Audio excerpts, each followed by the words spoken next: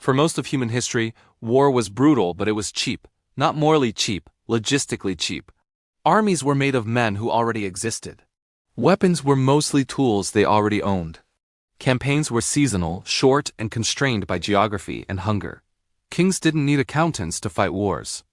They needed loyalty, horses, and time. Then one invention changed everything.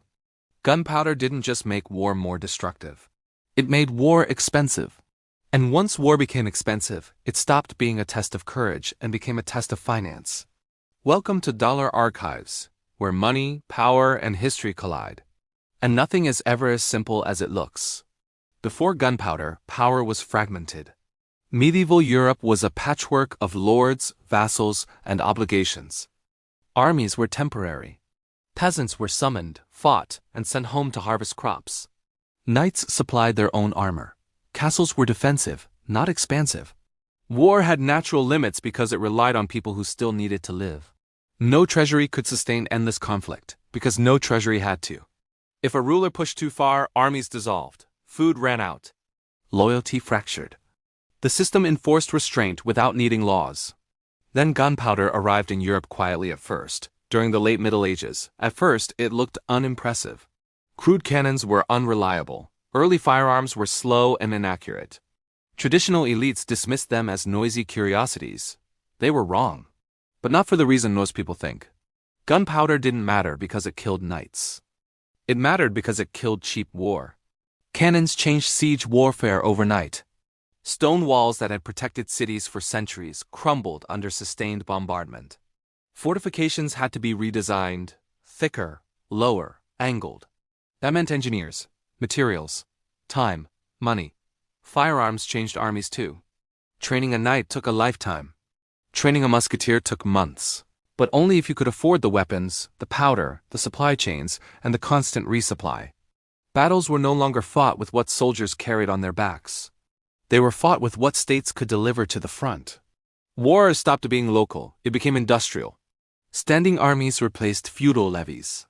Soldiers were no longer farmers who fought occasionally. They were professionals who needed year-round pay. Armies no longer disbanded after campaigns. They waited. They drilled. They consumed resources, even in peacetime. Victory no longer went to the bravest. It went to whoever could keep paying. This was the moment power began to centralize. Local lords couldn't afford cannons. Small kingdoms couldn't maintain fortresses. Feudal obligations weren't enough to fund continuous war. Only centralized states with predictable revenue could survive. Gunpowder didn't just defeat castles. It defeated decentralization. Once rulers understood that war now required money, they faced a new problem. Where to get it? Temporary taxes weren't enough. Emergency levies couldn't sustain permanent armies. So states did something radical. They normalized taxation. What had once been occasional became constant. What had once been negotiated became assumed. Subjects didn't just owe loyalty anymore. They owed money. Even that wasn't sufficient. Gunpowder wars were vast, prolonged, relentless. Cannons, powder, fortifications, ships, soldiers. The cost exceeded what taxes alone could raise. So governments turned to borrowing. This is where the financial system truly enters the story. States began issuing debt not as a last resort, but as a strategy. Bonds funded wars. Credit became a weapon. Bankers and financiers replaced nobles as the ruler's most important allies. A ruler who could borrow could fight longer than a ruler who couldn't, even if the latter was more beloved. War stopped being limited by people. It became limited only by credit, and that changed everything. Once wars could be financed, they could be extended beyond public tolerance. Costs could be spread across decades. Losses could be deferred. Inflation could quietly absorb part of the burden. Entire populations could be mobilized financially without ever touching a battlefield. This is the origin of the modern state: permanent taxation, standing armies, public debt, centralized authority. None of it was invented in theory. It was invented because gunpowder made war too expensive to fight the old way. The human cost was enormous. Peasants paid higher taxes. Wages lagged behind prices. Inflation eroded savings. Debts outlived kings and were passed to generations who had never voted for the war or even lived during it. And yet the system endured. Because it worked, gunpowder rewired the cost of war. And by doing so, It rewired the relationship between money and power forever. Once gunpowder turned war into a permanent expense, states faced a problem they had never encountered at this scale. They couldn't pay for it. Raising taxes too aggressively risked revolt. Borrowing too much risked default. Cutting military spending meant falling behind rivals. So governments did something more subtle. They changed how the cost of war was felt. This is where inflation enters the story. Not as a coincidence, not as a modern invention, but as a structural response to the gunpowder economy. Inflation had existed for centuries. Ancient rulers clipped coins to survive emergencies. But those episodes were visible, short-lived, dangerous. Pushed too far and trust collapsed. Soldiers refused pay. Markets seized. Regimes fell. Gunpowder warfare changed that calculus. When war became permanent, states needed a way to spread its cost quietly, gradually, across people who might never see the battlefield. Inflation did exactly that. Instead of extracting value directly through taxes, governments extracted it indirectly by changing the value of money itself. Instead of demanding more today, they demanded less tomorrow. The burden didn't disappear. It dissolved. Before gunpowder, inflation solved events. After gunpowder, inflation managed systems. Cannons needed replacement. Powder spoiled. Weapons wore out. Fortresses required constant maintenance. Taxes alone couldn't keep up, yet bridged the gap. Inflation quietly solved the repayment problem. When prices rise, the real value of debt falls. Governments learned slowly at first, then deliberately, that modest inflation reduced the burden of past wars without forcing explicit default. Creditors were repaid in name but not in power. The backlash was muted.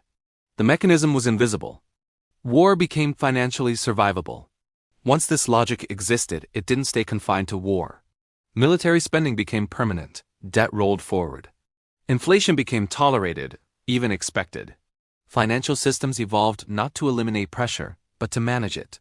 Central authority grew stronger, not weaker, because coordination became necessary to keep the system stable. This is the true legacy of the gunpowder economy. Not just bigger wars, but financialized war. Violence no longer required immediate consent. It required liquidity. Political resistance could be outlasted. Costs could be postponed. Sacrifice could be generalized rather than targeted. People who never fought still paid. Savings lost value quietly. Wages lagged prices. Generations inherited obligations from conflicts they never chose. The battlefield moved away, but the cost did not. Today, modern warfare is no longer limited by manpower. It's limited by budgets. Aircraft carriers, satellites, cyber systems, logistics networks. These are financial commitments as much as military ones. Just like in the age of gunpowder, the question isn't who fights best. It's who can afford to keep fighting. Restraint rarely comes from morality alone. It comes from cost. When cost is absorbed, deferred, or disguised through finance, restraint weakens. War becomes structural. It lives inside systems designed to make it sustainable. And as long as those systems exist, the relationship between money and violence remains tight, even when the battlefield feels far away. This is why debt, inflation, and public finance can never be separated from power. They are not abstract concepts. They are tools that allow states to project force without immediate collapse. Their origins aren't in modern politics. They're buried centuries deep, in the moment technology made violence too expensive to manage informally. Gunpowder didn't just change war. It changed what power requires to exist. History doesn't repeat, but it rhymes with brutal consistency. When technology raises the price of power, money steps in to bridge the gap. And once that bridge exists, it's rarely dismantled. If this gave you a new perspective, subscribe. History has the answers. Dollar Archives will show you where to look.